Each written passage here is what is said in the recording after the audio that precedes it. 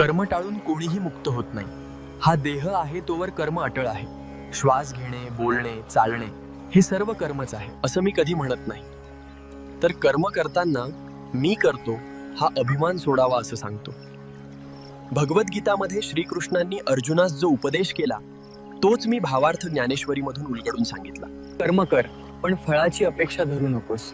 जसे सूर्य प्रकाश देतो पण त्याला त्याचा अभिमान नसतो, जसे झाड फळ देते पण त्याची आसक्ती ठेवत नाही, तसेच तू तुझे कर्तव्य कर. कर्माचे फळ परमेश्वराच्या हाती सोड. जेव्हा कर्म ईश्वरार्पण होते तेव्हा ते बंधन राहत नाही. उलट तेच कर्म मुक्तीचा सेतू बनते. संसारात राहून व्यवहार करीत अंतःकरण मात्र अलिप्त ठेवावे. म्हणून मी म्हणतो, हातांनी कर्म करावे पण चित्त परमात्म्यात स्थिर ठेवावे. यालाच मी कर्मयोग म्हणतो.